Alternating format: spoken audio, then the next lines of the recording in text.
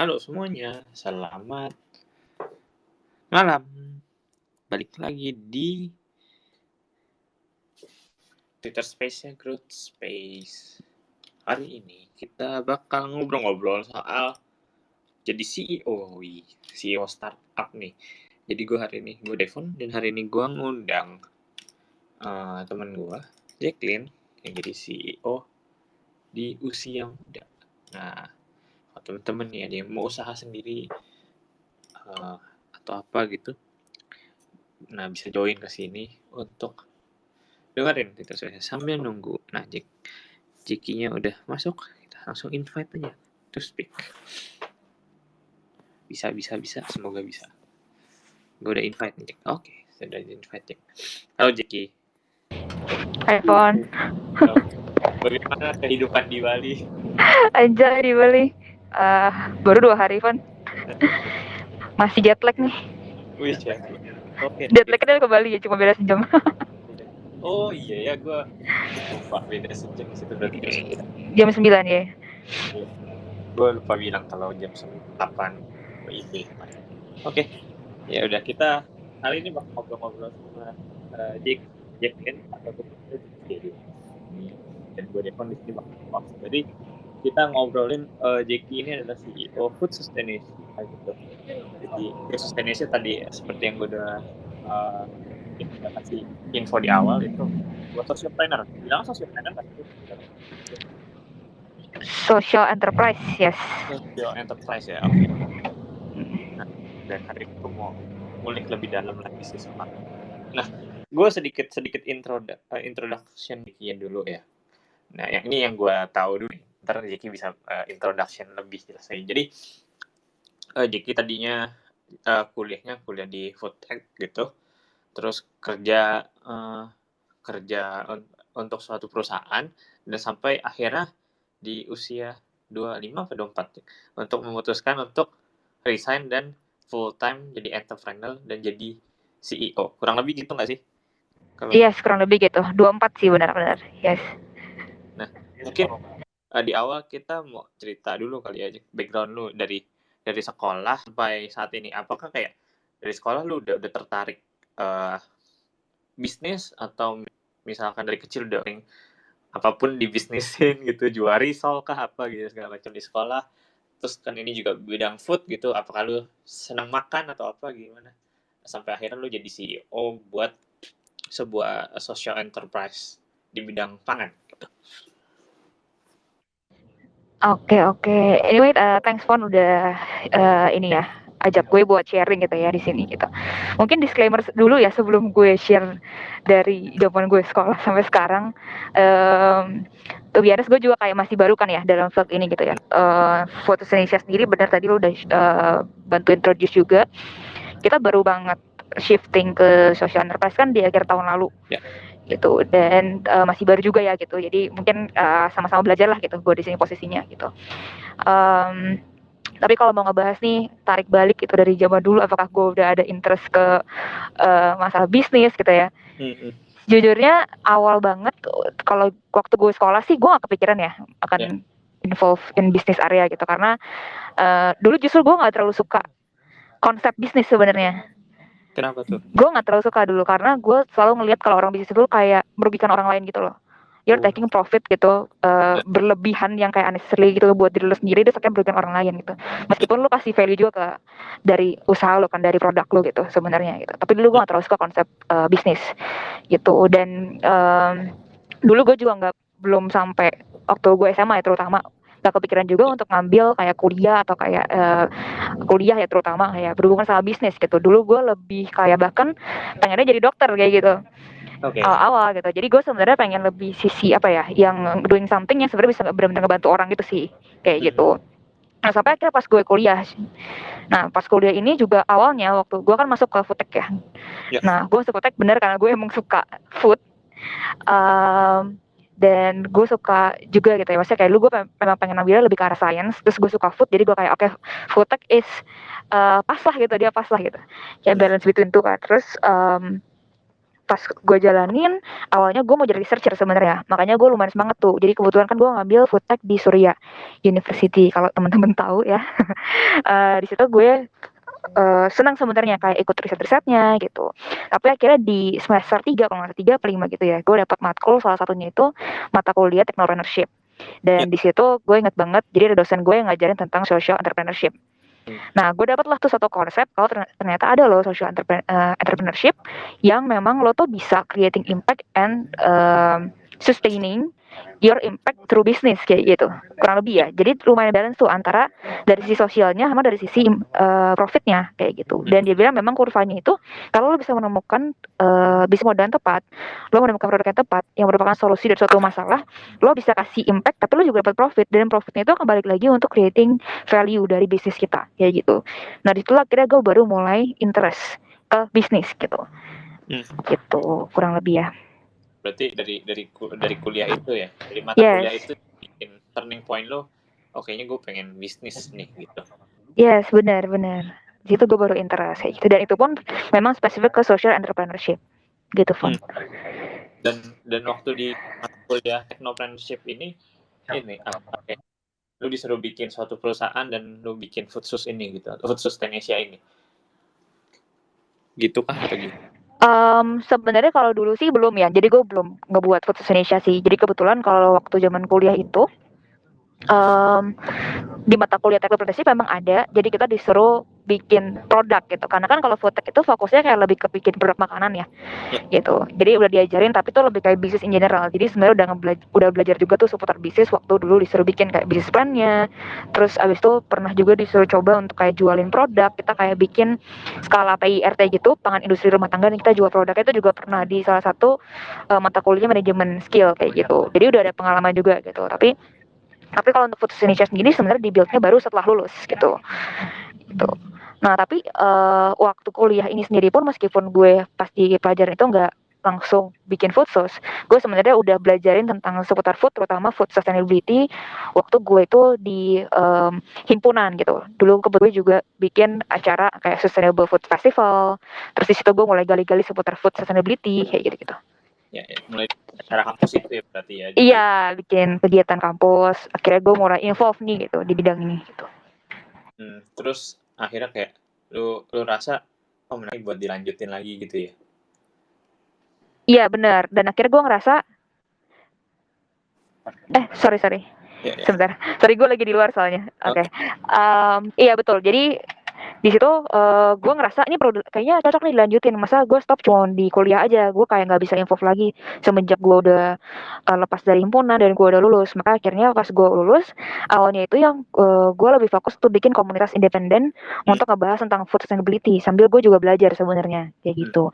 Jadi gue nggak langsung direct bikin perusahaan. Bahkan gue kerja dulu, tadi kan juga mention ya, gue kerja dulu buat dapat pengalaman juga nih, ngerasain kalau lo kerja di industri apapun sih gitu, kayak apa sih gitu pengalamannya gitu. Nah dari tadi kan kita ngomongin food sustainability gitu, Food Sustaination bergerak di bidang food sustainability. Mungkin ini agak asing ya, gue pun sebetulnya awal-awal juga agak asing dengan food sustainability. Mungkin lu bisa jelasin dikit nggak, Jack, food sustainability itu apa? Boleh. Food sustainability mungkin simpelnya adalah gimana caranya kita untuk memastikan bahwa makanan itu bisa tetap ada secara terus-menerus gitu, secara kontinu atau kayak berkelanjutan gitu makanannya. Dan makanan yang berkelanjutan ini nggak hanya dia itu tersedia aja, tapi dia bisa diakses dan dia itu bisa memenuhi kebutuhan gizi kita sebagai human being dan tetap menjaga lingkungan, terutama ekosistem kita kayak gitu. Jadi bukan hanya ada aja, Yes. tapi juga masalah kesehatan di gizinya juga ya. Betul. Kalau kita ngebahas yang mungkin lebih familiar kan food security atau ketahanan pangan ya. Nah itu memang lebih basic lagi bahwa lo memastikan makanan itu bisa diakses, makanan itu ada dan seterusnya. Tapi kalau kita ngebahas food sustainability lebih dari itu, dia nggak cukup ada aja kayak gitu. Oke. Dan kalau gue boleh tarik lagi kan tadi lu pertama-tama setelah acara kampus itu lu mau jadiin komunitas gitu ya untuk di Food Sustaination ini. Terus dari komunitas itu kan lu apa ya? Tadi kan lu udah sempat kerja dulu mungkin ya udah jadi project sampingan lah ini ya dulu ya. si food sustainability. Betul. Dulu udah jadi project sampingan. Jadi gue sambil mempersiapkan food Indonesia biar gue bisa shifting, gue juga belajar dulu nih gitu. Istilahnya waktu gue kerja itu kan memang sebenarnya bidangnya bukan bisnis sih. Jadi bidangnya itu memang gue kan kerja kayak di pabrik itu ya, di salah satu F&B company di Indonesia. Dan di situ gue memang belajarnya lebih ke secara sistem aja lah gitu. Tapi gue mempelajari sistemnya secara keseluruhan gitu, secara di supply chain di F&B company gitu. Dan di situ gue mendapatkan training yang berhubungan sama entrepreneurship karena memang di perusahaan itu gue diajarin skill entrepreneur gitulah intinya gitu. Nah sambil itu gue juga mempersiapkan nih, jadi gue sambil ngejalin komunitas biar kita bangun network dulu lewat komunitasnya. Gue juga kayak coba pelajari entrepreneurship dengan kayak ikut bootcamp. Jadi sebenarnya meskipun gue sambil kerja tuh selama hampir 3 tahun itu gue coba ngomong dari skill guanya dulu kayak gitu lebih fun. Jadi lu ya udah ketika jadi komunitas ini pun juga lu emang udah proyeksinya buat jadi social enterprise ini ya? Betul, yes, dari awal. Oh dari awal. Dan akhirnya tahun lalu lu memutuskan si food sustainability ini jadi main job lo ya jadinya. Betul. Sampai akhirnya betul tahun lalu gue resign dan full time di sini gitu. Benar-benar gue mau fokusin untuk ngembangin Food Indonesia as a business. Apa yang membuat lu kayak ini saatnya gitu loh kayak Food Indonesia gue seriusin nih dalam tanda kutip ya seriusin gitu. Nah ini sebenarnya gue udah pengen seriusin dari awal ya. Cuman memang dulu di awal-awal gue juga masih mikir kayaknya gue perlu belajar dulu dan gue perlu cari funding biar kita juga bisa startnya itu proper gitu kan, karena kan gue pengennya juga berjalannya ya layaknya kalau misalnya yang lain mungkin contohnya kayak perusahaan startup gitu misalnya cari investor dan lain-lainnya. Nah gue coba pelajarin dulu field itu gitu, kira-kira bisnis model yang tepat kalau gue mau bikin bisnis apa, terus kira-kira gue bisa dapat funding dari mana gitu kan.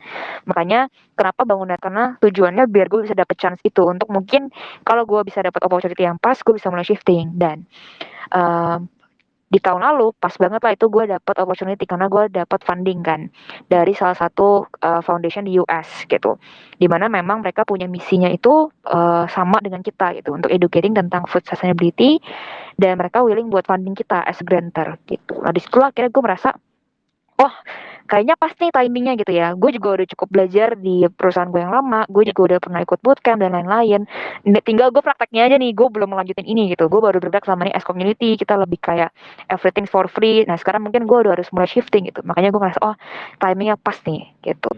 Dan yang menarik sih gue lihat kayak lu nggak gegabah juga ya kayak langsung gitu. Tapi lu udah mempersiapkan dulu kayak networknya tadi, terus fundingnya dulu, lu cari-cari dulu, baru kayak lu udah kayak lu merasa oke nih, sudah saatnya lu baru kayak jalanin ini as a company gitu ya.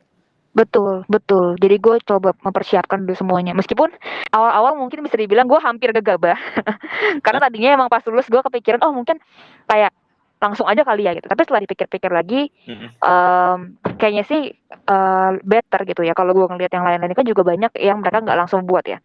Gitu. Karena beberapa reason sih. Jadi salah satunya mungkin kayak karena gue juga masih baru lulus, gue belum ada pengalaman kerja, gue nggak tahu rasanya kayak gimana sih culture di kerja di satu company itu kayak apa, terus gimana interact with other employees atau sama leadernya dan lain-lain. Karena kan ternyata dunia kita waktu di perkuliahan sama di dunia kita di pekerjaan itu kan beda banget ya, gitu. Dan akhirnya gue ngerasa kayaknya butuh nih pengalaman ini biar gue tahu gitu rasanya gimana sebelum gue benar-benar terjun dan bikin bisnis sendiri kayak gitu.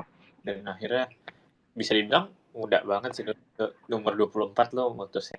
Udah gue usaha sendiri, jadi CEO, bikin sendiri, terus kayak kayak menurut gue kayak lo terus juga, dan yang waktu cerita sama gue kan juga kemarin, lu terus nggak ada ini, lu tinggal nih yang di perusahaan ini, terus lu bilang iya gitu, kayak lu bener-bener full time ini, kayak wow juga gitu loh.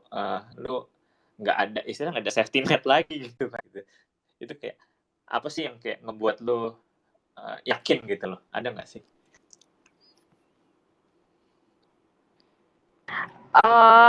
Iya ya. Gimana? Oke. Sorry sebentar ya. Gue lagi. Jadi gue sempat ngobrol-ngobrol juga kan sama Deki kemarin pas dia memutuskan buat langsung dari dari perusahaan yang mungkin yang established gitu loh. Perusahaan gue tahu nih perusahaannya established, terus kayaknya ya ada jenjang karir segala macem gitu. Terus akhirnya Jeki memutuskan untuk benar-benar full time jadi di bisnisnya sendiri gitu. Setelah dapat funding itu, terus ya udah CEO benar-benar yang kerjaan dulu itu di apa namanya, resign gitu. Dia resign dan akhirnya benar-benar yakin untuk 100% komit di Food Sustainisia gitu kan, kurang lebih gitu. Nah maksudnya kayak Yes. itu yang buat lo kayak ya udahlah nggak apa-apa lah, gue it's okay gitu. Udah lepas aja itu dan fokus di Food Sustainisia aja gitu. Menarik sih pertanyaan lo. Betul kedengeran kan ya? Beneran. Oke, kedengeran. Oke. Sebenarnya yang ngebuat gue yakin ya kalau pertanyaannya itu kenapa gue bisa kayak saya yakin gitu untuk kayak benar-benar full time di sini, mungkin lebih karena kalau dibilang kayak karena gue udah super siap banget, kayaknya nobody's ready for this gitu. Kecuali lo mungkin udah, bahkan lo udah berpengalaman pun lo pasti masih akan kayak harus tetap belajar gitu. Lo pindah ke tempat baru mungkin dengan role yang sama pun lo tetap harus akan belajar kan untuk kayak bisa cope up dengan itu. Dan gue ngerasa sebenarnya pertama mungkin gue di posisi yang gue juga memang serius gitu loh untuk kayak komit solving the problem gitu lewat bisnis gitu kan. Terus gue ngerasa emang chance-nya tuh pas lah gitu, opportunity-nya emang pas, dan gue juga udah dapet funding, dan dari funding juga masih bisa hidup ya at least. Jadi gue ngerasa kayak why not gitu, why not gue full time di sini gitu. Karena kalau misalnya gue stay misalnya di tempat gue yang lama dan gue ngejalan ini, ujung-ujungnya sama kayak gue sebelumnya gitu, dimana gue cukup struggling dulu kayak juggling between two juga ya, antara gue kerja, dimana gue juga tempat kerja sebelumnya itu kan gak se-fleksibel itu kerjanya, karena gue kayak di pabrik juga kan. Jadi gue harus standby-nya itu di jam-jam kerja gitu, nggak fleksibel itu. Dan gue juga nggak di Jakarta dan seterusnya gitu. Jadi dulu gue ngerasa kayaknya susah nih kalau gue ngejalanin ini sambil gue juga ada kerjaan lain gitu. Plus gue ngerasa karena sekarang gue ada funding, kecuali posisinya gue ngelepas dan gue nggak ada pegangan apa-apa gitu. Ini kan gue posisinya kan dapat funding, jadi gue kayak oke, gue at least bisa hidup dari situ dulu gitu. Plus gue nggak ada tanggungan apa-apa, jadi mungkin secara resiko juga nggak terlalu besar ke depannya gitu. Pokoknya prinsip gue adalah selama gue belum umur 30 gitu dan gue belum ada tanggungan apa-apa, gak ada salahnya sih coba gitu ya kasarnya gitu. Gak ada salahnya untuk coba juga, karena ini emang masa-masa dimana lo bisa coba untuk lakuin dulu, apalagi sesuai sama passion lo kayak gitu. Makanya kayak that's why gue kayak lebih yakin aja sih gitu kayak dengar reason itu gitu, karena gue gak ada tanggungan, gue ngerasa udah pas opportunity-nya karena gue juga dapat funding, terus gue ngerasa yakin juga dengan bisnisnya ini gitu. Jadi gue juga kayak oke, why not gitu untuk go full time. Kayak kalau gue lihat ya, kayak kalau lihat dari luarnya kayak wah gila, ini keputusan lo yang ini banget ya, kayaknya nggak perhitungan ya, lu langsung resign gitu. Tapi setelah gue tahu lu kayaknya oh iya juga ya, kayak sebetulnya lu udah mempersiapkan diri juga gitu, udah ada planningnya juga. Dan aku lihat tadi dengar alasan lu, jadi oh it quite nice lo gitu, kayak lu udah ada kayak ada funding, lu udah mikirin segala macam, udah bisa hidup dari situ, terus nggak ada salahnya nyoba sih. Ini yang gue penting sih, daripada nyesel nggak nyoba kan gitu. Betul kayak karena ini momennya pas gitu. Banyak kan, tapi emang nggak ada salah dan benar ya, maksud gue Fon, kayak menurut gue gitu. Karena banyak juga kayak contohnya, kalau ini gue mungkin cerita beberapa example gitu ya dari kalau tahu Waste for Change mungkin familiar ya, Mas Junior Rosano gitu kan. Mas Rosano itu dia after lulus langsung bikin bisnisnya dia gitu, langsung terjun. Dia bahkan nggak ada pengalaman kerja setahu gue, dan dia itu pakai duit orang tuanya gitu. Dia pakai duit orang tuanya, kayak dia kayak semacam ngajuin kayak proposal ke orang tuanya dan minta funding kayak bootstrap gitu, dan akhirnya dia bikin Waste for Change gitu, berhasil gitu. Tapi kan dia emang udah benar-benar yakin gitu sama apa yang dia mau lakuin gitu. Bahkan dia berani setelah dia lulus langsung. Tapi ada juga yang mungkin dia mau cari pengalaman kerja dulu, terutama bisnis related, baru dia bikin. Dan ada juga yang sampai sekarang dia masih kerja full time dan dia akhirnya bikin bisnis gitu, sampingan. Dan itu juga berhasil. Jadi sebenarnya menurut gue tuh nggak ada benar salah, tapi tergantung pilihan lo aja gitu. Tergantung, soalnya banyak faktor kan ya untuk lo mendesain apakah lo kayak mau full time atau enggak, kapan waktu tepat untuk melakukan bisnis gitu. Bisa juga kalau misalnya sekarang posisi lo kerja dan lo ada tanggungan, tapi lo pengen nyoba bisnis, lo bisa mulai kecil-kecil dulu juga. There's nothing wrong with that gitu menurut gue. Itu sih titiknya Oke. bisa beda-beda sih. Dan menurut lu berarti kalau yang jalan yang cocok buat lu sendiri ya, jalan yang cocok untuk Yes, ini adalah full time, fully commit sama Food Sustainisia ini gitu ya. betul for now begitu. Oke, ini awal-awal gue udah menarik nih, karena kan kita nggak pernah ngomong jauh ini kayaknya. Gue juga seneng gitu. Nah teman-teman kalau mau nanya lebih jauh lagi sama Jiki gitu, langsung aja request naik, nanti bisa langsung tanya gitu seputar Food Sustaination. Dan kalau mau lebih tahu lagi soal Food Sustaination bisa ke Instagram ya, Instagram di eating.movement. Jadi gue ini gimana menjelaskan ya, jadi kenapa Instagramnya eating.movement karena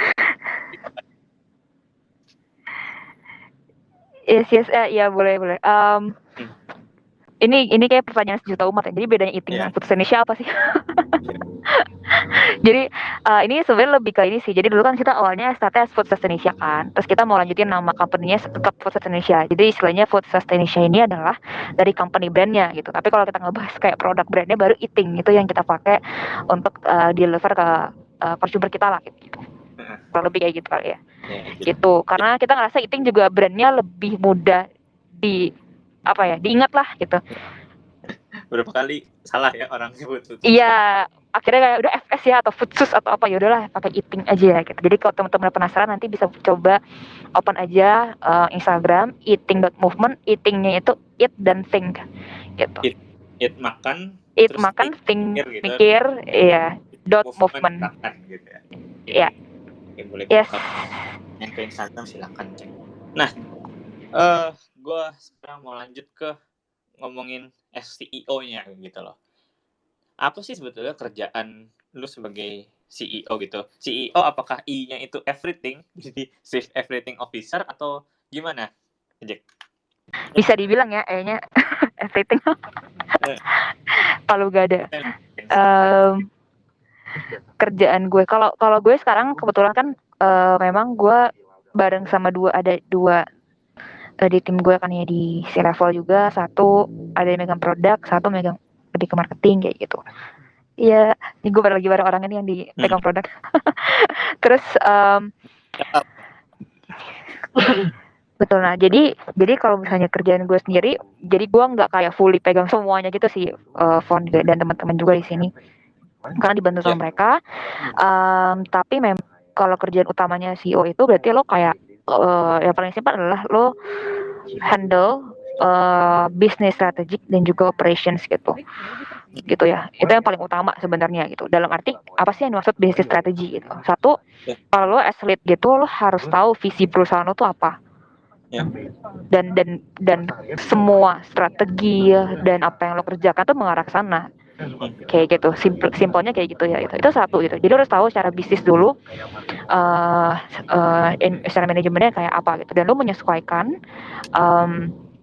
dari strateginya gitu. Misalnya udah punya goal apa nih, gue di Food Indonesia gue punya goal untuk jadiin Food Indonesia providing produk yang bisa sebenarnya lebih ke ekosistem gitu, untuk ngebantu kita in making better choices as food consumer gitu.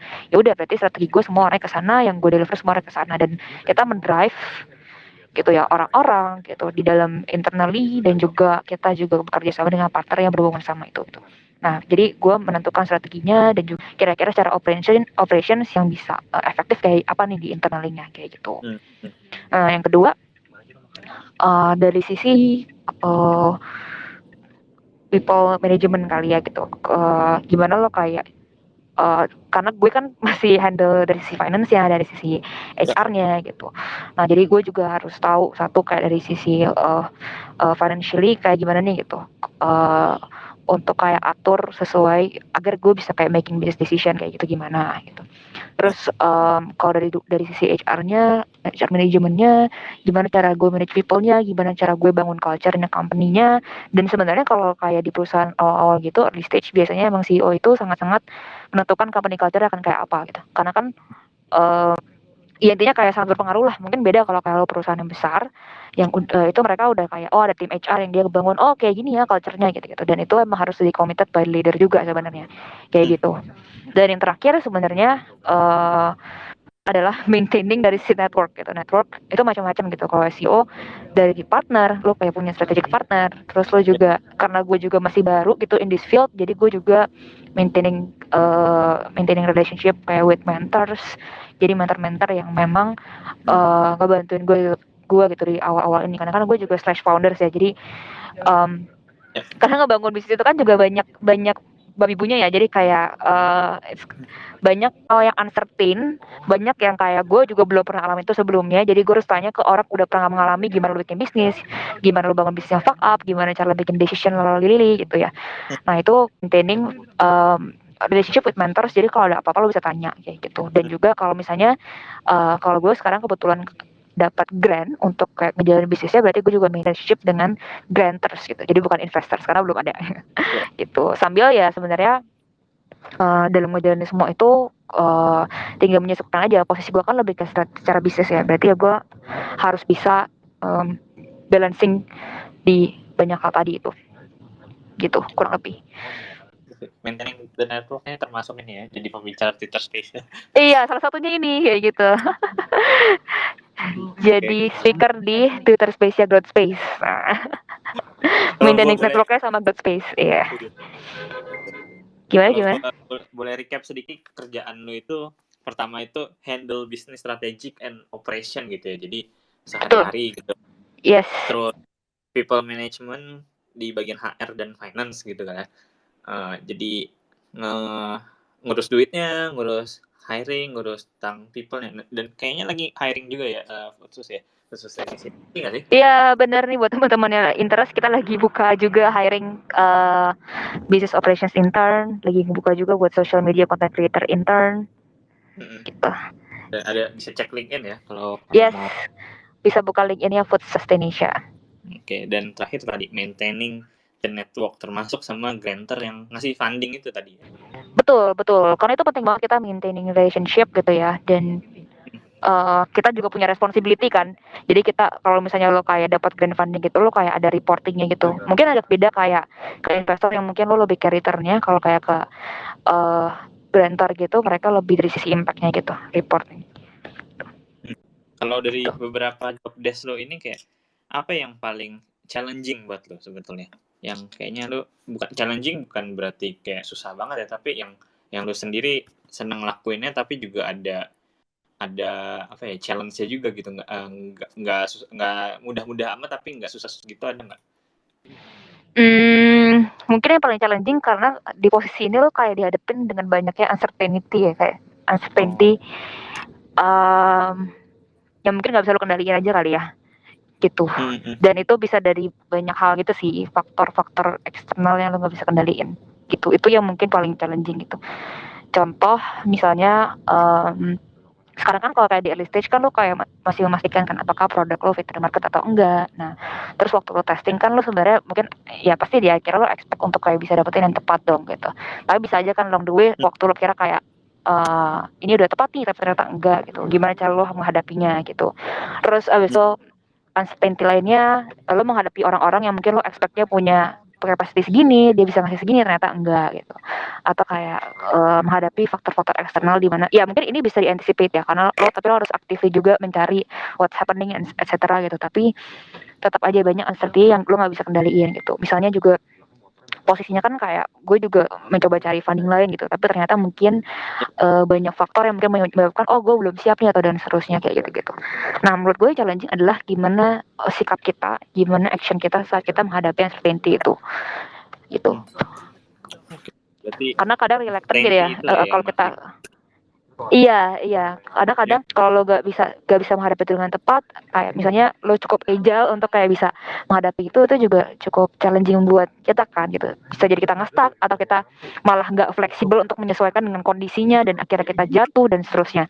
Karena resikonya besar banget gitu kalau lo gak bisa bersikap yang tepat di momen-momen kayak gitu. Jadi itu ya, apa ya, bisa bersikap tepat itu ya yang betul perlu dilakuin gitu ya. Betul. Itu challenging sih gitu, kayak gimana lo kayak maksudnya kalau lo nggak bisa tiba-tiba panik terus kayak udah capek gitu kan lo nyerah gitu, ini nggak bisa dong. Tapi kalau harus mikir what's next gitu, Nah itu yang challenging, karena lo yang akan sebagai CEO lo diminta untuk kayak bisa jawab what's next gitu. Karena tanggung jawab lu pun juga kemana-mana ya, ke funder, ke grantor, terus ke karyawan juga, terus ke partnership, kemana-mana gitu ya. Jadi itu Betul, kalau lo bikin decision gitu kan lo kemana-mana kan bisa nanti ya, tiba-tiba mungkin lo berdampak ke orang-orang internally, ke employee gitu, ke ya. partner, atau kayak betul kayak ke founder misalnya kayak oh kok ini nggak sesuai nih kayak janjinya di awal apa tapi kalau di saatnya kayak gini gitu nggak sesuai. Nah itu kan lo harus ada pertanggungjawabannya kan kenapa dan seterusnya gitu. Oke, ya itu sih kayak mana yang decision yang paling tepat gitu ya. Mungkin nggak semuanya yang bisa membahagiakan semua orang ya. Iya, you cannot please everyone juga, tapi ya cari sinerginya lah gitu. Begitu. Oke. Selama nih jadi CEO gini, ada nggak hal-hal yang kayak menarik atau nggak yang lu belajar banget gitu, satu pengalaman atau momen gitu nggak? Ada nggak? Pengalaman menarik. Sebenarnya kayak banyak sih gitu karena Semuanya. jujur iya semuanya kali ya enggak deh tapi kayak banyak hal yang kayak gue belum pernah gue lakuin dan menurut gue itu menarik aja sih gitu buat kayak gue coba something new gitu gitu. Jadi kayak Kak, nyoba karena hal barunya itu ya yang lu. betul betul kalau dulu kan kayak waktu misalnya kita zaman kuliah gitu ya waktu lo kayak nyoba sesuatu lo kayak decide sesuatu lo kayak bikin planning dan seterusnya kan ya lo tahu itu untuk pembelajaran kan tapi kalau kali ini lo nyoba sesuatu itu lo beneran ngerasain dan lo punya tanggung jawab besar untuk kayak making sure ini tuh kayak nggak berimpact negatifly gitu ke banyak pihak gitu misalnya kayak gitu. Jadi menurut gue pengalaman-pengalaman di mana terutama kalau kayak menghadapi sesuatu yang gue belum pernah contoh nih gitu kayak tadi itu uncertainty facing misalnya kondisi kayak gue harus menghadapi people yang ternyata mungkin punya dinamikanya sendiri kayak gitu itu yang Ya. menurut gue unik sih dulu mungkin gue punya pengalaman organisasi dan gue menghadapi itu tapi kalau di organisasi lo voluntary lo kayak ya udahlah gitu kan ya karena kan ini voluntary base gitu jadi lo nggak bisa terlalu kayak istilahnya mengikat gitu orang-orang tapi kalau lo kayak di sini posisinya kayak lo meng-hire orang gitu ya terus lo punya ekspektasi dan seterusnya tapi kadang kan bisa jadi kayak oh ada hal yang kita nggak bisa kendaliin dan menurut gue kayak menarik gitu untuk kayak menghadapi gitu gimana caranya maintaining people gitu gimana cara mereka biar tetap stay di sini mereka juga bisa satisfied tuh kerja di sini dan seterusnya gitu dan lu mesti ngatur itu semua kayak in a way lah kayak gitu menurut gue kayak handling people ini cukup menarik sih gitu. Karena lu juga senang Iya gue juga cukup senang gitu di bidang ya. Kalau ngomongin jadi CEO gini kayak sebetulnya kalau misalkan kayak mungkin pekerjaan-pekerjaan tertentu misalkan kayak kemarin kita bahas graphic designer ya harus bisa desain gitu skillnya. Kalau CEO ini skillnya apa sih yang dibutuhin gitu? skill ya. Iya. uh, Sebenarnya well kalau misalnya ngebahas ini tergantung tergantung job utamanya sih tapi kalau kayak in Ya. general pertama dari sisi soft skill I guess leadership kali ya yang paling real gitu Iya. karena leadership itu dan leadership itu macam-macam ya jadi kayak dari sisi bukan cuma sekedar kayak lo bisa managing koordinasi atau enggak gitu kan nggak cegah sekedar managing doang gitu leadership it's not about managing doang gitu tapi Ya.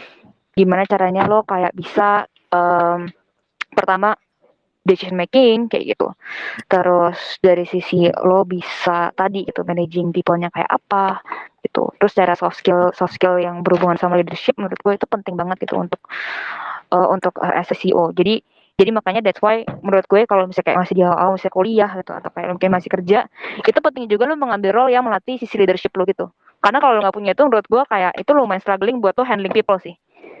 Nah gitu cukup struggling gitu karena gue pernah ketemu beberapa orang yang mereka mungkin just focusing on kayak ya belajar aja gitu kan terus dia nggak ada pengalaman organisasi dan mereka cukup struggling juga gitu gimana dia kayak ngadepin orang-orang kayak gitu itu satu terus yang kedua menurut gue mungkin skill yang lebih praktikal lebih ke entrepreneurship entrepreneurial skill kali ya gitu jadi yang berhubungan sama dari sisi bisnisnya sendiri kayak gitu contohnya tapi mungkin kayak ya kalau bisa sih kalau bisa langsung kayak kan banyak juga yang mulai bisnis setelah dia kayak misalnya dia belajar dari mungkin dia langsung ambil S1-nya berhubungan bisnis gitu atau kayak dia ikut bootcamp atau seterusnya dan dia belajar skill-skill Contohnya kayak dari sisi finance kayak apa, gimana cara bikin business plan, dari sisi marketing dan seterusnya gitu. Nah, itu menurut gue juga perlu dipelajarin sih gitu kalau lo mau bikin bisnis kayak gitu. Dan pelajarin dulu aja dari basic-basicnya, tapi nanti lo bisa coba itu pas lo ngejalanin bisnisnya. Atau lo cari pengalaman juga untuk bisa dapetin skill-skill itu kayak gitu. Dua itu Ah, sih menurut gue yang paling penting gitu. iya, kayak banyak ya. Banyak ya. Iya iya cukup banyak sih, tapi at the end banyak juga yang uh, banyak sebenarnya juga yang terjun dan learning by doing juga sih. Hmm, Jadi kayak nggak harus kalau harus prepare semuanya, tapi bisa jadi nanti misalnya nih kayak kalau gue sendiri kan gue juga nggak bilang expert banget di semuanya, tapi ya. waktu gue ngejalanin akhirnya gue tahu gue butuh ini, akhirnya gue belajar juga along the way. Jadi sambil Nah, gue kerjain sambil gue belajar gitu. Gitu. oke Jadi oke. tenang aja sih sebenarnya gitu. Bisa juga lo kayak pelajarin itu, atau lo bisa juga sebenarnya kalau namanya lo bikin bisnis kan lo nggak sendiri ya. Ya. Ya lo menggait orang-orang yang memang juga mengerti juga bidang yang lo nggak bisa. Kayak Hmm, gitu. iya iya. Gitu. Kalau emang butuh partner ya kayak lu sekarang ada Iya, partner. benar-benar. Ya, lo juga perlu menentukan nih siapa partner yang tepat kayak gitu. Oke oke.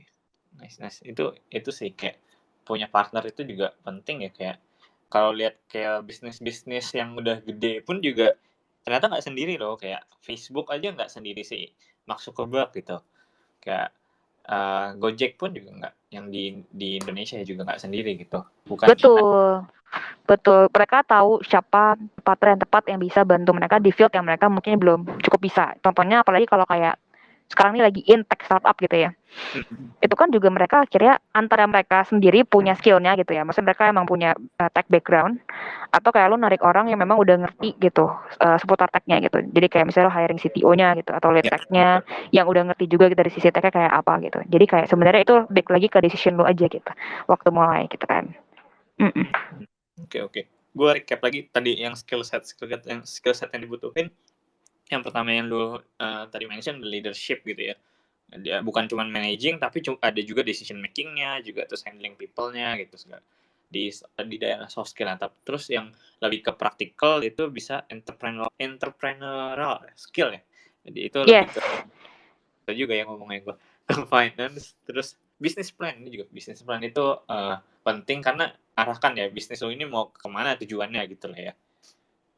Oke oke. Nah di sini Debbie udah naik tab. Debbie mau nanya atau menambahkan atau gimana deh? Oh iya, aku mau tanya sih ke Jacqueline.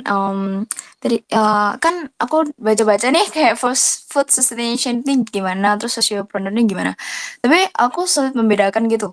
Apa sih bedanya social sociopreneur kayak food sustainability sama NGO, maksudnya non profit organization atau organisasi nirlaba kayak gitu. Itu bedanya apa dan apakah modal bisnis modelnya sama revenue-nya itu gimana? Itu aja sih, thank you. Ini kayaknya pertanyaan yang sering ditanyain nih Jack. Mm-mm. Silakan Jack. Bedanya sama NGO ya. Ya. Menurutku bedanya yang paling nyata itu ini emang agak-agak ini ya debatable juga ya. Maksudnya kayak banyak juga yang ngebahas gitu. Ada yang bilang kayak mirip atau kayak bahkan sama aja. Ya. Tapi menurut gue tuh kalau misalnya NGO itu yang pure NGO gitu ya, biasanya mereka itu source revenue-nya. Tadi kan ngebahas soal revenue, source revenue itu dari donasi biasanya. Jadi biasanya entah kayak dari filantropis gitu, lo kayak punya duit dan lo kayak donasiin ke NGO dan ya udah dia kelola dana yang dia dari donasi itu untuk ngasihin impact kayak gitu dari apa yang mereka lakuin, entah activity-nya, community program apalah dan seterusnya kayak gitu. Hmm. Nah, sedangkan kalau misalnya konsep social entrepreneurship itu dari yang gue tahu juga itu lo mendesain kayak bisnis model gimana lo kayak um, lo memprovide solution dari suatu masalah dan solution ini lo menghasilkan profit yang profitnya itu lo pakai lagi balik untuk kayak running the business and creating more impact kayak gitu. That's why konsepnya adalah sebenarnya lo kayak menyelesaikan masalah lewat bisnis gitulah gitu dan jadi lo gak bergantung sama donasi dari filantropis kayak konsepnya NGO itu yang Hmm. paling nyata sih gitu. Jadi source of revenue-nya dan how you run the enterprise kayak gitu. Makanya kalau misalnya lo creating social entrepreneurship, terus lo kayak bikin produk yang tepat, lo semakin profitable, maka lo semakin besar juga impact-nya. Seharusnya begitu kan? Karena kan produk lo solving the problem. Sedangkan kalau misalnya NGO itu Lo bisa jadi bergantung sama filantropis yang mungkin sourcing-nya itu juga belum tentu ya, yang mungkin solution-nya itu memberikan impact, tapi source of funding-nya itu bergantung sama donasi. Jadi lo nggak create sesuatu yang menghasilkan profit dan bisa sustaining, tapi lo bergantung sama donasi. Nah itu kenapa gue juga mau mengarahkan Food Indonesia untuk jadi NGO tuh kayak gitu, karena gue nggak mau bergantung sama kayak donation kayak gitu. Sih. Gimana Dep? Oke, paham. Jadi lebih bergantung sama kemitraan begitu ya, Kak? Iya bisa dibilang kayak gitu, dan itu sih, jadi biasanya kayak kita juga kalau misalnya di konsepnya social enterprise itu lo kayak mendorong orang untuk, banyak juga yang kok model bisnisnya itu lo mendorong orang untuk bisa mandiri, terus lo hasilin profit dan akhirnya lo kayak give back lagi gitu. Itu sih. Jadi bentuknya kayak cycle gitu. Oke. Terus aku juga mau tanya nih, Kak. If we want to support eating movement, food sustainability, itu produknya apa sih, Kak? Dan how do we support eating movement kayak gitu? Oke. If you want to support, actually kita kan sebenarnya lebih pengen mendorong consumer gitu ya untuk bisa making better choices gitu. Pertama memang kita lebih ke edukasi gitu sih, Dep. Jadi ya mungkin pertama lihat dulu konten-konten kita ya, biar kalian juga mungkin terbuka dengan kayak isu-isu makanan dan apa yang bisa kalian lakukan as consumer. Sama yang kedua, kita juga punya beberapa kegiatan-kegiatan kayak workshop gitu, ada yang online, ada yang offline, dan kalian bisa coba ikut. Jadi dengan kalian ngikutin program-program ini sebenarnya secara nggak langsung kalian juga mendukung eating sih, karena itu salah satu source revenue kita kayak gitu.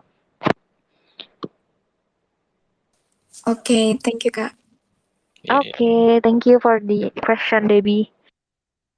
Oke. Nah, gue sedikit lanjutin pertanyaannya Debbie ya. Mungkin biar teman-teman di sini clear gitu. Mungkin Jeki bisa kasih contoh gitu, Jek, yang NGO itu contohnya yang udah gede itu kayak apa? Yang social enterprise, socialpreneur ini yang lumayan udah gede apa gitu, ada nggak?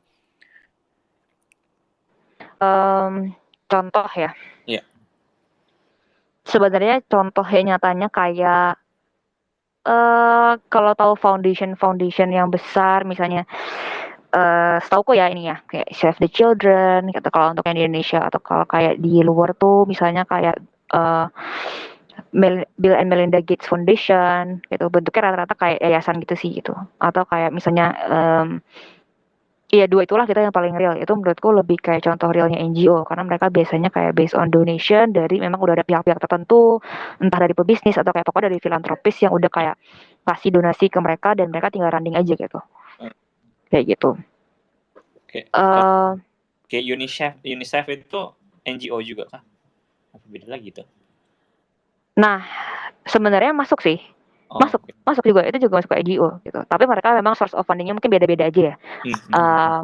Mereka kan kayak udah setahu gue tuh udah kayak di range gitu source of revenue-nya dari pemerintahan sih seharusnya, karena kan mereka ada pakai membership gitu ya sistemnya.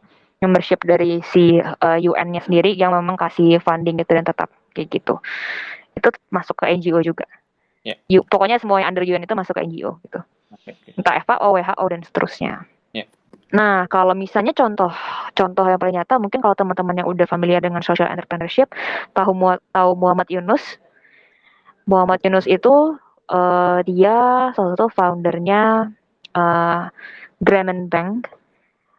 Dia juga udah kayak menang Nobel Peace Prize juga gitu, karena dia memang bikin ini aku agak lupa ya, sorry gitu. Ini seingat aku dulu kayak dia kayak bikin konsep pinjaman bank buat ke orang-orang with low income gitu. Gitu. Tapi setahu gue mereka kayak jadi kalau nggak salah ya, setahu gue kayak dia kasih pinjaman ke mereka gitu untuk kayak bisa ya intinya bisa gunain pinjaman itu untuk apapun gitu. Karena kan biasanya memang problemnya diangkat adalah mungkin orang-orang yang istilahnya notabene kayak miskin gitu, mereka kan nggak punya jaminan untuk kayak mendapatkan pinjaman gitu kan, karena kan lo kayak butuh kayak kolateralnya apa gitu.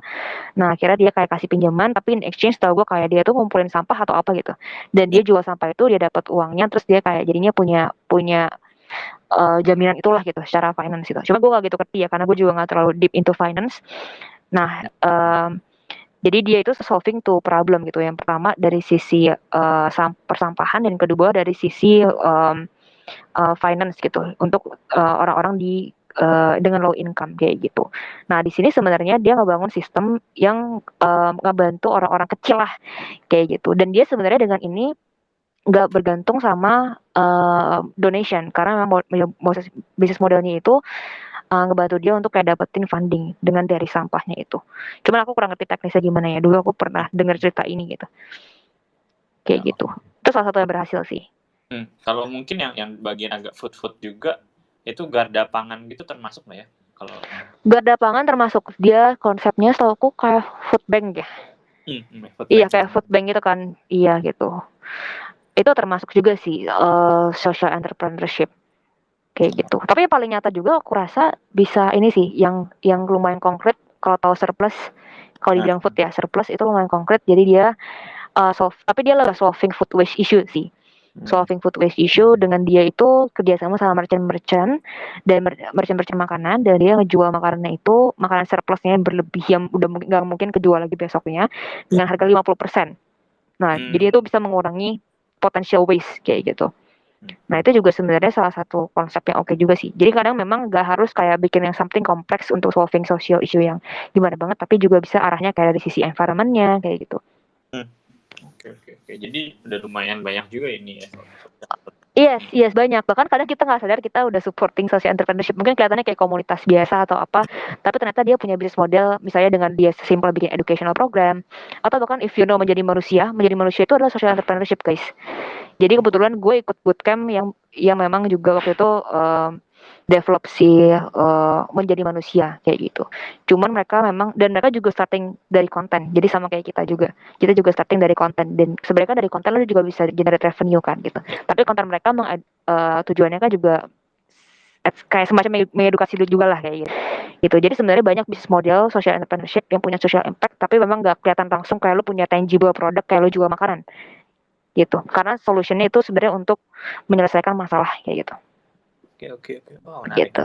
Gue Yes. jadi mikir, apakah Growth Space juga social enterprise ya? Nah, maybe. Maybe. Tadi Gitu. Debbie mau nanya lagi ya, Dep ya?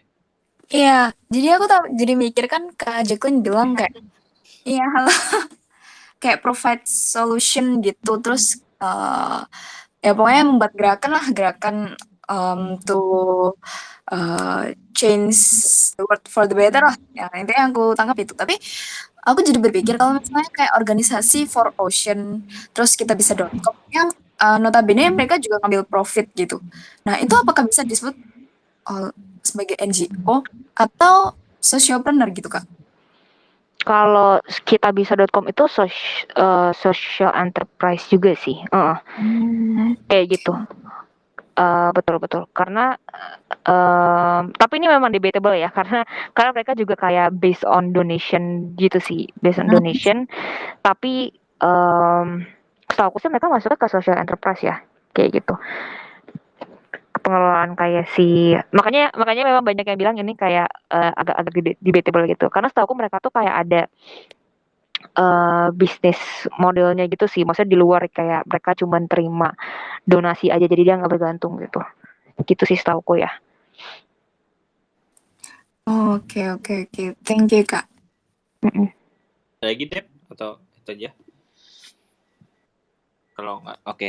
Dan terus tadi juga pertanyaannya Debbie tentang support Food Sustaination dan Eating Movement ya, tadi di edukasi itu lebih bisa di Instagramnya tadi ya, eating.movement, sama di YouTube ya berarti ya sekarang ada cari bisa search Eating channelnya, Eat Makan dan Think Mikir digabung gitu Eating.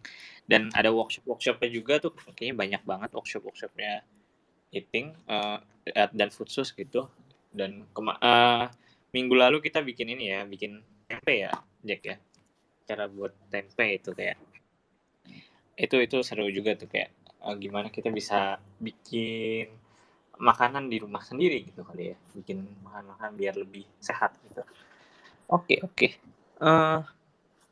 Terus ini apakah Jeki masih ada? Soalnya gue nggak kedengeran. Masih. Halo. Yes. Yeah. Betul. Jadi sebelumnya kita sempat bikin workshop menempe ya, ngajarin orang anak-anak muda bikin tempe karena kita kayak pengen emang ningkatin ini sih kayak kontribusi kita lah gitu ya as consumer gitu.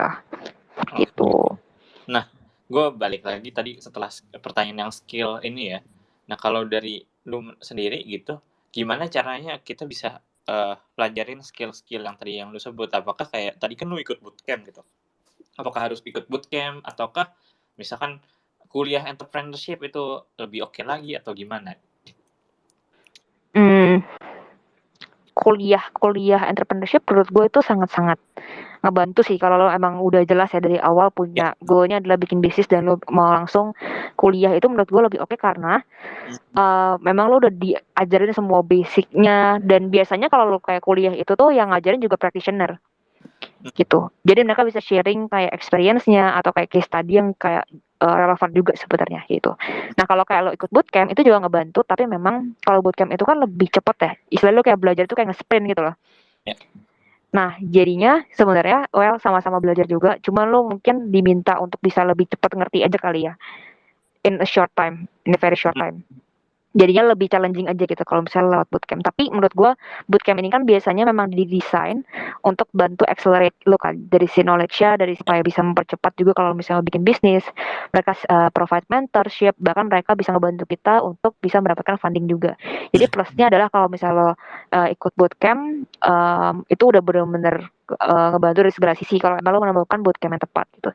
Tapi kalau lo udah S1 bisnis duluan, itu enaknya juga lo udah at least dari sisi knowledge dan lo udah bisa trial error meskipun dengan lower risk gitu, karena lo dibimbing gitu waktu lo kayak di perkuliahan lah gitu. Cuma gue nggak ngerasain juga, cuma dari teman-teman yang ngejalanin kan mereka jadi lebih berani aja keluar dari perkuliahan dan pas ngecoba, terus mereka juga udah di environment yang semuanya juga memang harusnya calon pembisnis juga kan, kayak gitu.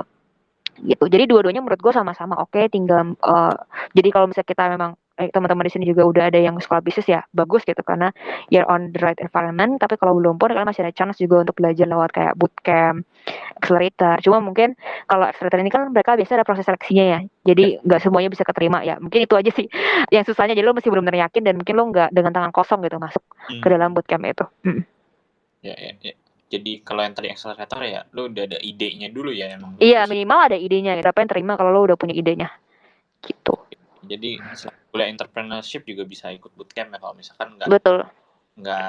bukan nggak sempet, tapi nggak sempet lah, mungkin kuliahnya dulu beda apa gimana terus. Iya. Soalnya banyak yang kayak S1-nya misalnya dia ambil specialty-nya apa nih, teknik kok apakah banyak kok, tapi bisnis ya memang startingnya nggak langsung dari S1 bisnis gitu misalnya.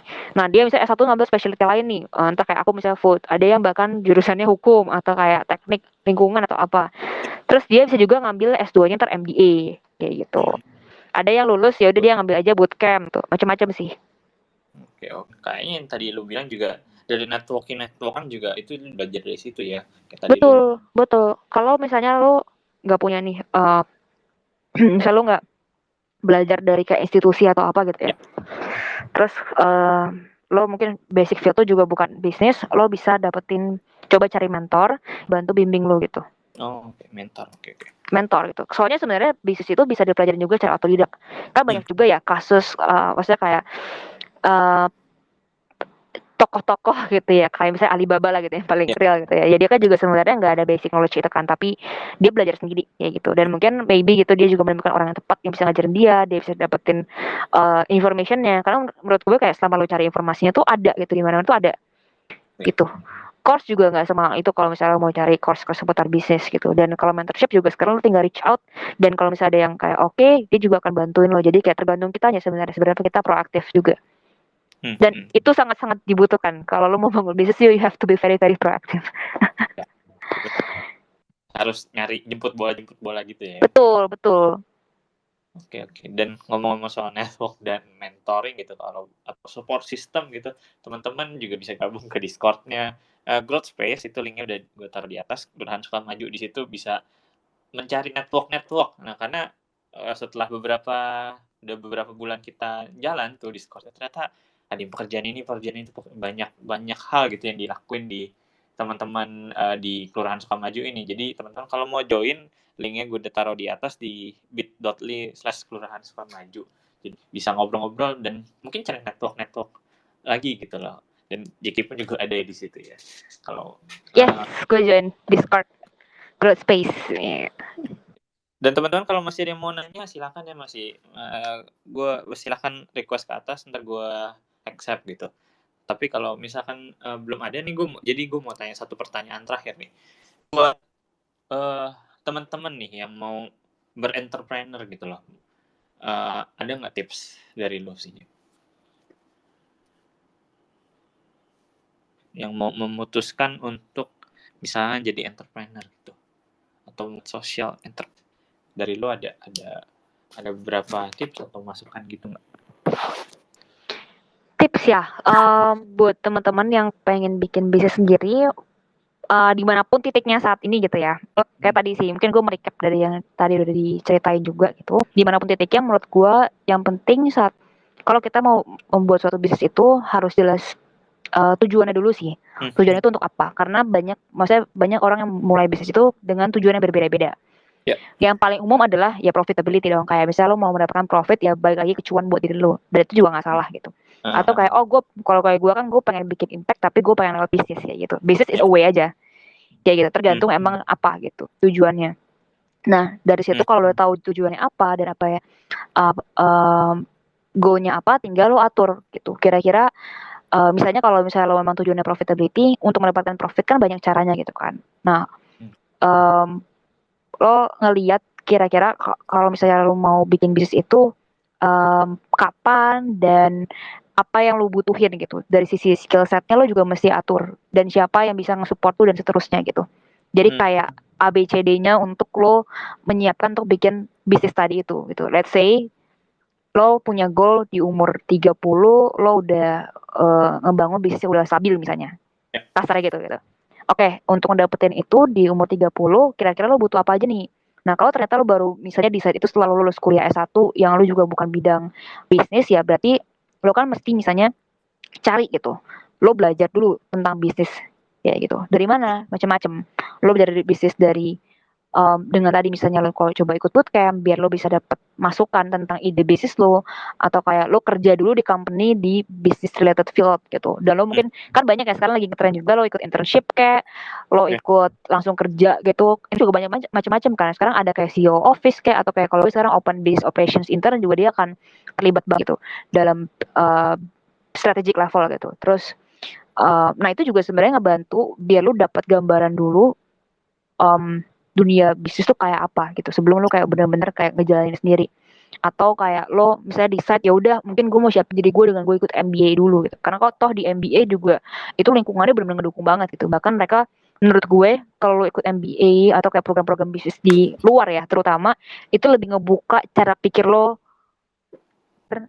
biasanya soalnya prinsip bisnis itu tuh benar-benar kadang kalau di Indonesia terutama ya atau kayak kalau dari orang-orang yang mungkin starting dengan belajar otodidak biasanya kayak lebih lo bikin produk lo jual gitu kan dapat profit sesimpel itu tapi kalau di luar tuh lo di expand pemahaman lo tentang bisnis is not just about that creating product and having dapetin profit gitu itu sih terus abis itu nah dari situ ya udah lo kayak planning ahead sampai di umur 30 misalnya berarti lo mesti belajar apa aja dari siapa network apa yang lo perlu build sampai akhirnya lo ya udah nanti kalau misalnya lu ngerasa lu udah belajar terus lu mendapatkan opportunity yang tepat itu mungkin kayak saatnya untuk lo mulai itu titiknya bisa dari mana aja kayak nggak ada salah nggak ada benar gitu let's say lo di tengah-tengah pekerjaan lo mungkin saat ini lo kerja di titik yang udah cukup stabil gitu ya dan lo ngerasa mungkin lo nggak mau melepas itu karena mungkin lo soalnya kan kadang orang kondisi beda-beda ya ada yang mungkin punya tanggungan ada yang kayak ya udah gue nggak ada resiko apa-apa gue mau mulai aja langsung juga nggak masalah ya it's okay juga gitu nggak ada salahnya jadi kayak titiknya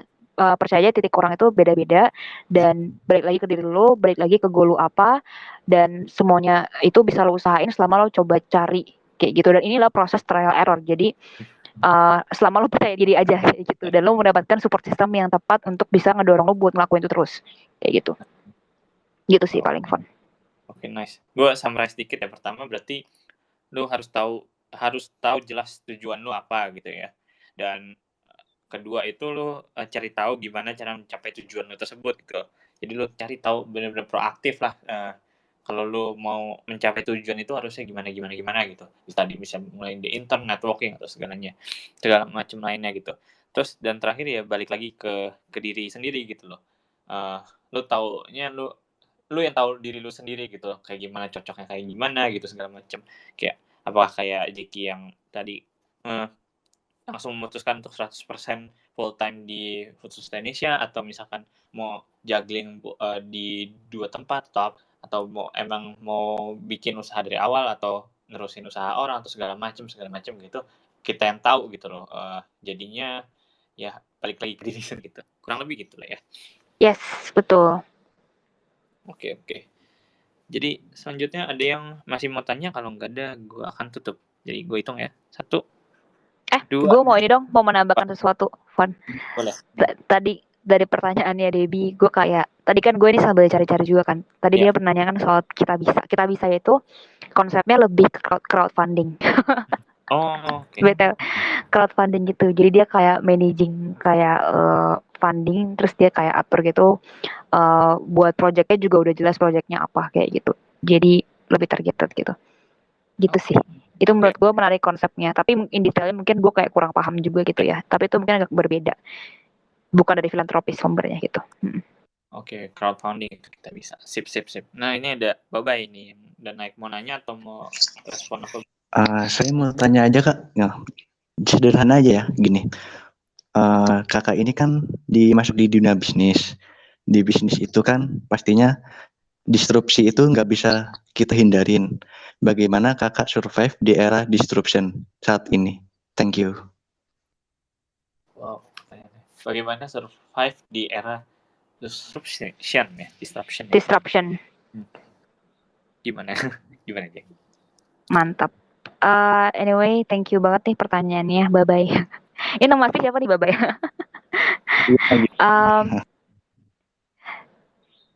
Oke, actually sebenarnya kalau kita ngebahas tentang disruption,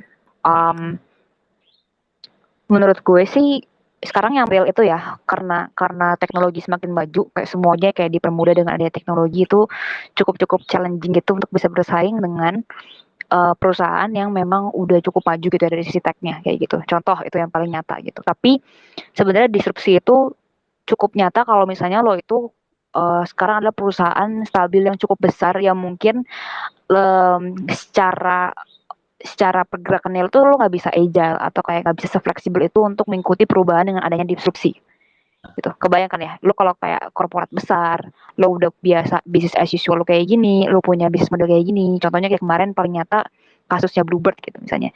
Bluebird dengan ada teknologi baru yang memudahkan orang untuk kayak ngebooking service untuk kayak dapetin mobil dan lain-lainnya untuk transportation gitu. Terus tiba-tiba itu mendisrupsi Bluebird kayak gitu kan. Nah itu akan berasa kalau korporat besar karena Bluebird mungkin sistemnya adalah di old system yang mungkin susah untuk adjusting, tapi dia bisa akhirnya mengatur strategi untuk ya udah dia membuat sinergi dengan dia ikutan lah, ya udah mendingan gue sekali masuk aja gitu dibandingkan gue maksain untuk kayak mungkin dia bikin sesuatu yang baru atau dia malah stay the same, dia nggak merubah course arah bisnisnya untuk menyesuaikan dengan sistem yang baru. Nah itu baru fatal gitu. Nah kalau di take gue karena gue juga masih baru, sebenarnya saat ini justru belum gue bukan di titik yang menghadapi disrupsi dari newcomer, tapi gue justru seharusnya akan menjadi disrupsi buat perusahaan yang memang arahnya itu berbeda sama visi kita gitu. Jadi posisi gue yang mendisrupsi seharusnya kayak gitu. Kalau gue at some point nanti gue berhasil, berarti gue mendisrupsi gitu. Jadi karena gue newcomer di business field dan gue kayak mengarahkan orang-orang buat pilihannya makanan lebih baik. Jadi otomatis kalau lo adalah perusahaan besar dan lo kayak sekarang ini menjual makanan-makanan yang mungkin itu sebenarnya nggak memenuhi kebutuhan gizi banget, kayak mungkin bahkan kalau lo berlebihan bikin lo sakit dan seterusnya, nggak mementingkan dampak environmental, justru yang kayak gini-gini akan menjadi resiko di masa depan. Karena kalau misalnya gue tahu saat ini trendingnya justru orang lebih conscious lagi dari sisi environment, lebih conscious lagi dari sisi health. Jadi makin ke depannya menurut gue orang-orang yang akan berada di posisi dengan purchasing power yang cukup besar itu justru akan mendukung perusahaan-perusahaan juga yang sevisi dengan yang kita lakukan sekarang di Food Indonesia. Karena kita mendorong orang ke arah sana kan. Dan gue justru yang akan mendisrupsi perusahaan-perusahaan itu, supposedly. Kayak gitu. Tapi kalau untuk gue sendiri sebenarnya saat ini nggak disrupsi. Mungkin yang cukup challenging bisa dibilang posisi perusahaan itu kalau misalnya mereka udah melihat kita sebagai salah satu pihak yang influencing the market Nah itu baru itu jadi cukup challenging juga karena mereka mungkin akan creating something untuk ngediban kita lagi gitu kayak enggak kok nggak kayak gitu atau mereka juga mungkin akan lebih kayak adjusting mungkin gitu kali ya. There's no definite answer karena kalau untuk menghadapi disrupsi itu akan lebih nyata kalau gue mungkin udah semakin growing dan ada orang yang mungkin bikin solusi dengan sisi tech-nya. Tapi kalau itu pun menurut gue bisa tetap atasin selama nanti gue juga punya cukup resource untuk kayak menghadapi itu atau gue bisa mengarahkan resource-nya untuk kayak menghadapi disrupsi itu. Jadi it depends on the situation nanti in the future. Tapi for now menurut gue belum ada disrupsi yang signifikan itu sih. Apalagi kita saat ini strateginya lebih banyak kolaborasi. Jadi kita sebenarnya nggak pengen bener-bener kayak apa ya kotor lah gitu main kotor. Tapi kita kan caranya juga sehat dan kita maunya lebih kolaborasi. Makanya supposedly ini justru kita bisa creating synergy instead of mati gitu lah istilahnya mati gitu aja karena kita tiba-tiba ada yang mendisrupt gitu kita akan lebih menggait pihak itu dibandingkan kita kayak menghancurkan atau kayak kitanya hancur kayak gitu sih. Oke, thank you Kak sharingnya ya. Oke, thank you juga Bapak Ibu pertanyaan. Dan gue juga setuju sih kayak jadi food sustaination malah jadi disruptornya bukan yang kena disrupt ya. Oke. Iya betul. Oke, sip. Thank you Bay untuk pertanyaannya dan Jeki buat jawabannya. Ada lagi kah yang menanya? Kalau misalnya nggak ada, gue akan tutup. 1, 2, 3. Oke. Dari Jeki ada tambahan lagi nggak, Jek? Dari gue nggak ada. Thank you Nggak ada. banget buat sesinya dan juga pertanyaannya yang luar biasa hari ini. Sip semuanya. Thank you semuanya yang udah stay di Twitter Space kali ini berdasarkannya tentang CEO dari Food Sustainability gitu. Thank you buat Jeki udah 1 jam lebih kita ngobrol-ngobrol di sini. Dan ya teman-teman kalau mau ngobrol-ngobrol lagi bisa ke Discord aja. Terus kita ada sesi-sesi lain di Discord maupun Twitter Space minggu depan ya. Gitu sih paling fun. Oke, nice. Gue summarize dikit ya. Pertama berarti lu harus tahu jelas tujuan lu apa gitu ya. Dan kedua itu lu cari tahu gimana cara mencapai tujuan lu tersebut gitu. Jadi lu cari tahu benar-benar proaktif lah. Kalau lu mau mencapai tujuan itu harusnya gimana gitu. Tadi bisa mulai di intern, networking atau segala macam lainnya gitu. Terus dan terakhir ya balik lagi ke diri sendiri gitu loh. Lu taunya lu yang tahu diri lu sendiri gitu kayak gimana cocoknya kayak gimana gitu segala macam kayak apakah kayak Jeki yang tadi langsung memutuskan untuk 100% full time di Food Sustaination atau misalkan mau juggling di 2 tempat atau mau bikin usaha dari awal atau nerusin usaha orang atau segala macam gitu kita yang tahu gitu loh jadinya ya balik lagi ke diri sendiri gitu kurang lebih gitu lah ya. Yes betul. Oke. Jadi selanjutnya ada yang masih mau tanya, kalau nggak ada gue akan tutup. Jadi gue hitung ya. 1, 2. Gue mau ini dong, mau menambahkan sesuatu, Fun. Boleh. Tadi dari pertanyaannya Debbie, gue kayak tadi kan gue ini sambil cari-cari juga kan. Tadi dia menanyakan soal kita bisa itu konsepnya lebih ke crowdfunding. Oh, oke. Betul. Crowdfunding gitu. Jadi dia kayak managing kayak funding terus dia kayak atur gitu buat projectnya juga udah jelas projectnya apa kayak gitu. Jadi lebih targeted gitu. Gitu sih. Itu menurut gue menarik konsepnya. Tapi in detailnya mungkin gue kayak kurang paham juga gitu ya. Tapi itu mungkin agak berbeda. Bukan dari filantropis sumbernya gitu. Oke, crowdfunding itu kita bisa. Sip. Nah ini ada Babay ini. Dan naik mau nanya atau mau respon apa? Saya mau tanya aja Kak. Ya, sederhana aja ya gini. Kakak ini kan masuk di dunia bisnis. Di bisnis itu kan pastinya disrupsi itu nggak bisa kita hindarin. Bagaimana kakak survive di era disruption saat ini? Thank you. Wow. Bagaimana survive di era disruption ya? Disruption. Gimana aja? Mantap. Anyway, thank you banget nih pertanyaannya, Babay.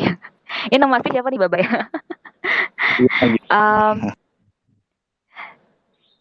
Oke, actually sebenarnya kalau kita ngebahas tentang disruption,